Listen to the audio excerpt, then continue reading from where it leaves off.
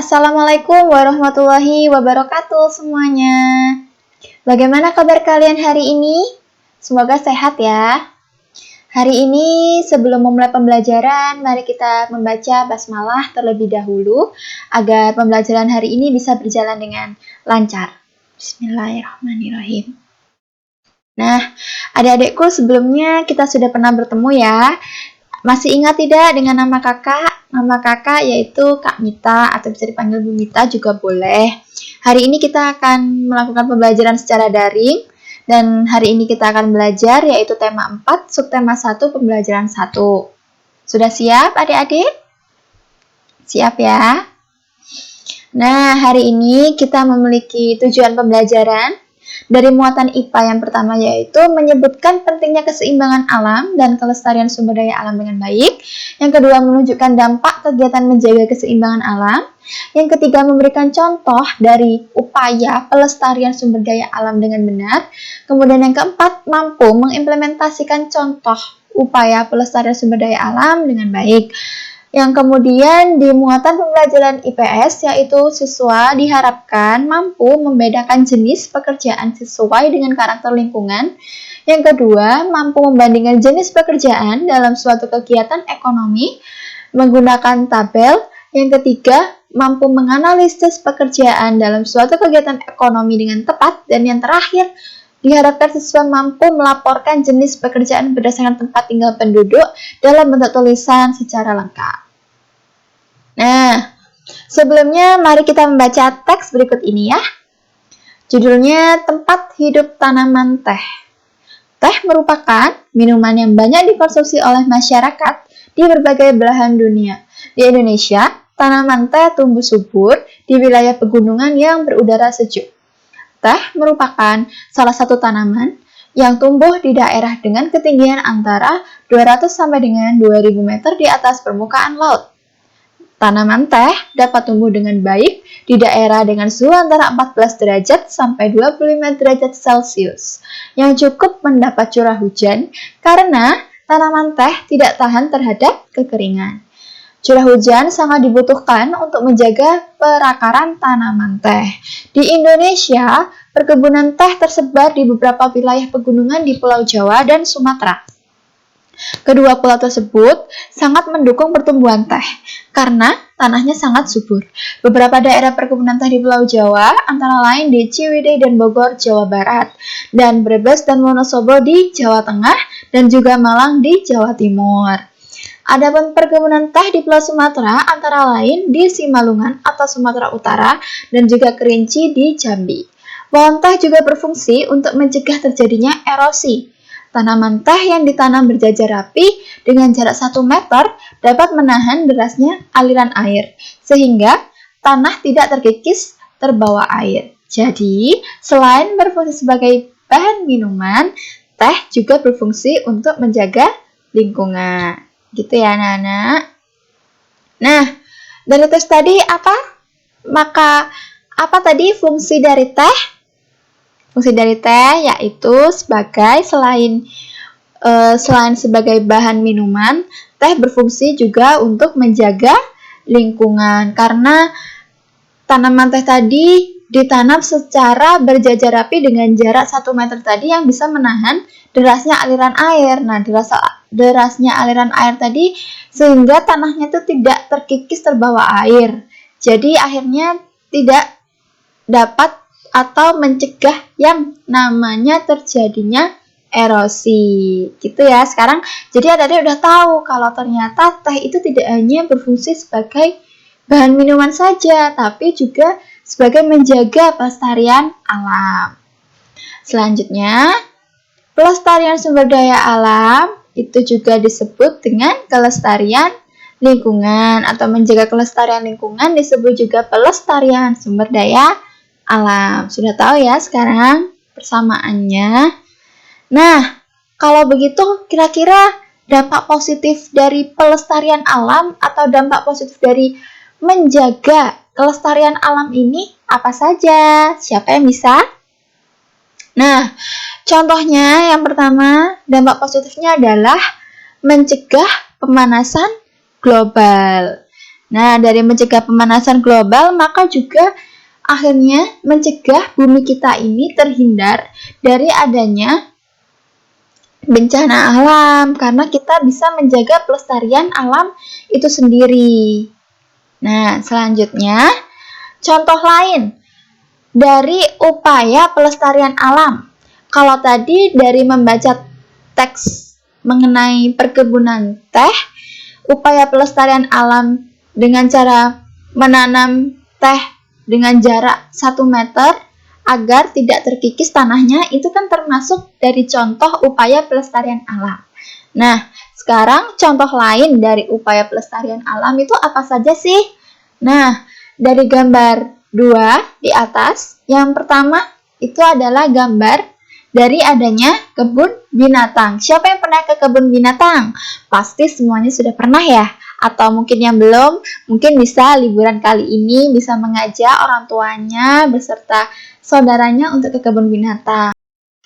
Nah, dari adanya kebun binatang ini termasuk upaya pelestarian apa? Kebun binatang ini termasuk dari adanya pelestarian ex situ. Kenapa disebut ex situ? Karena kebun binatang ini membawa spesies atau bisa hewan ataupun tumbuhan yang dilindungi ke kebun binatang atau kebun raya untuk dibudidayakan. Jadi, yang namanya pelestarian ex situ ini tidak dibudidayakan di tempat habitatnya yang asli, melainkan dibawa keluar dari habitatnya yang asli. Seperti contoh kebun binatang, maka spesies-spesies tersebut dibawa ke kebun binatang untuk dibudidayakan dengan perawatan. Kalau dari pelestarian in situ, sebaliknya, spesies tersebut tetap berada di habitat yang asli dan dibudidayakan di habitat yang asli tersebut tanpa membawa keluar dari habitat yang asli. Jadi contohnya seperti gambar yang di bawah, itu adalah pelestarian in situ, yaitu komodo, membudidayakan komodo untuk melestarikan alam agar tidak langka, tetapi tetap berada di tempat pulau komodo tersebut. Contoh lain dari pelestarian in situ yaitu adanya taman nasional dan juga cagar alam. Paham ya adik-adik sekarang perbedaan dari pelestarian in situ dan juga pelestarian ex situ. Nah, sekarang kita simak yuk video berikut ini. Ini dia, video yang pertama.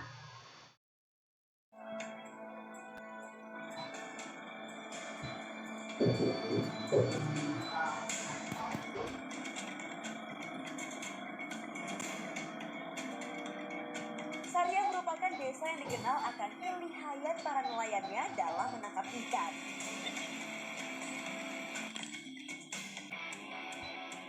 Nah, ini adalah gambaran dari adanya seorang nelayan laut atau petani laut, disebut juga nelayan, yang sedang akan mengambil ikan dengan cara melemparkan jala. Jadi kalau masyarakat di Jailolo sebutnya jaring cincin. Jadi ukurannya rapat dan kecil. Nah, ini adalah tim dari Jejak Petualang yang sedang meliput pengambilan ikan oleh para petani laut.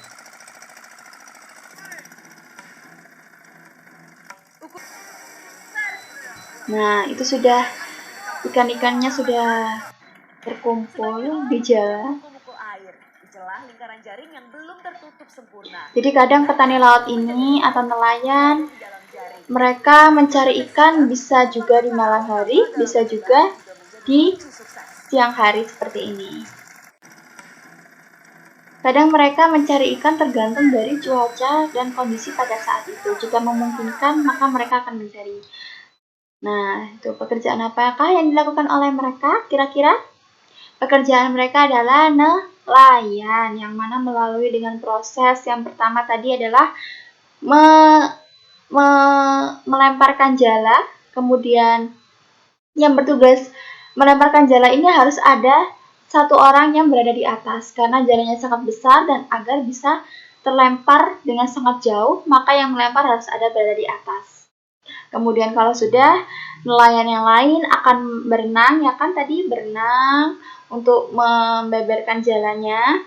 Kemudian ada yang bertugas menarik dari tali jala itu tadi, yang jala besar dengan gelang-gelang yang besar tadi. Kemudian ikan akan terkumpul dan ada yang bertugas untuk mengambil ikan jala tersebut. Seperti itu. Sekarang kita simak ke video yang kedua, yaitu tentang tanaman teh. Oke? Nah, ini adalah teh, minuman yang sering dikonsumsi di dunia. Bahkan juga di Indonesia sudah sangat banyak sekali. Sepertinya setiap rumah pasti sudah pernah, dan setiap orang pasti sudah pernah minum yang namanya teh, ya kan? Nah, ini adalah tumbuhan teh ini adalah tumbuh di antara 200 sampai 2000 meter di atas permukaan laut. Seperti teks yang sudah kita baca tadi ya, informasinya tanaman teh ini harus tumbuh di tempat dengan curah hujan yang tinggi, seperti di dataran tinggi. Nah, tanaman teh ini tersebar di wilayah pegunungan di Pulau Jawa dan juga Sumatera, karena di pulau tersebut tanahnya yang sangat subur. Nah, di situ ada dua gambar. Yang pertama ada gambar dari perkebunan teh. Gambar yang kedua adalah gambar dari adanya memetik daun teh. Maka apa hubungan dari dua gambar tersebut?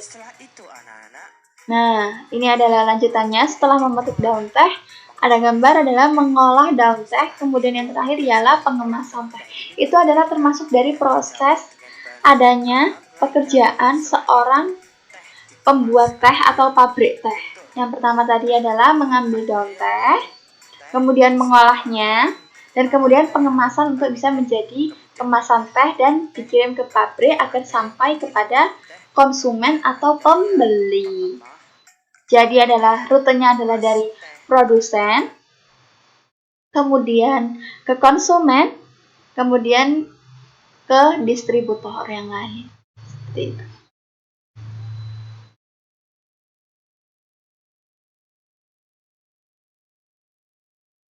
Nah, sekarang selanjutnya coba kita perhatikan gambar di bawah ini.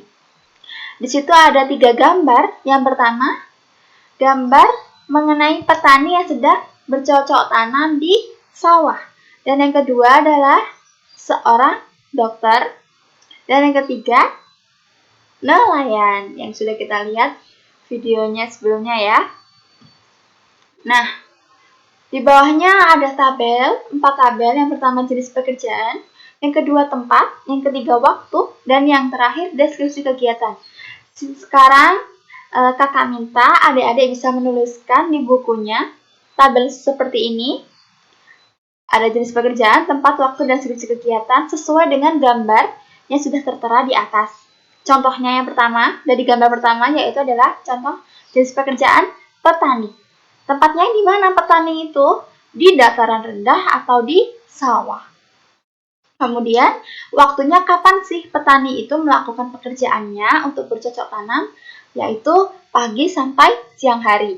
Dan yang terakhir, deskripsi kegiatan. Silakan adik-adikku agar mendeskripsikan kegiatan apa saja yang dilakukan oleh petani selama mereka bekerja.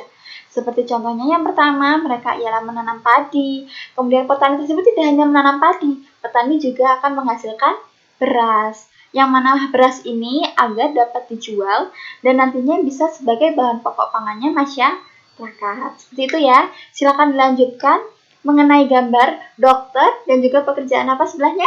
Nelayan. Bisa ya adik-adikku? Bisa. Nah, kalian bisa mengerjakan ini setelah melihat video ini ya. Di akhir pembelajaran silakan kalian membuat tabel ini. Kemudian sekarang setelah kalian membuat tabel, kalian akan bisa lanjut untuk penugasan LKPD yang akan kakak kirim melalui grup WhatsApp dengan bentuk PDF. Nah, sekian dulu ya pembelajaran kali ini bersama Kak Mita. Bagaimana pembelajarannya? Seru? Sekarang ilmu apa saja yang sudah didapat oleh adik-adik? Yang pertama yaitu ialah contoh dari adanya upaya pelestarian alam dan juga dampak positif dari pelestarian alam. Kemudian adik-adik juga sudah mengetahui mengenai perbedaan jenis-jenis pekerjaan dan juga adik-adik juga sudah mengerti prosesnya atau kegiatan apa saja yang dilakukan oleh di dalam pekerjaan itu. Seperti yang pertama tadi adalah nelayan. Adik-adik sudah tahu prosesnya seperti apa saja yang dilalui oleh nelayan, yang kemudian contohnya dari jenis pekerjaan di perkebunan teh. Ya, adik-adik sudah tahu juga bahwa ternyata teh itu tidak hanya berfungsi sebagai bahan pangan atau untuk diminum saja, tidak. Tapi ternyata teh ini bisa juga loh untuk menjaga pelestarian alam bumi kita. Wah, sangat hebat bukan ternyata ilmu yang kita dapatkan hari ini? Nah, sekarang semoga Ibu harap pembelajaran kali ini bisa bermanfaat bagi adik-adik, bisa dipelajari, dan bisa diterapkan dalam kehidupan sehari-hari dalam upaya pelestarian alam. Nah, adik-adikku, mungkin cukup sampai di sini dulu ya perjumpaan kita kali ini. Semoga kita bisa berjumpa lagi di lain kesempatan, di lain pembelajaran, di lain waktu dengan keadaan sehat walafiat. Jika ada yang ingin ditanyakan atau kurang jelas mengenai tugasnya, ataupun mengenai tugas di LKPD, ataupun mengenai materi yang Ibu sampaikan masih kurang jelas, bisa ditanyakan melalui grup WhatsApp ya adik-adikku. Terima kasih banyak Ibu sampaikan. Wassalamualaikum warahmatullahi wabarakatuh. Dadah!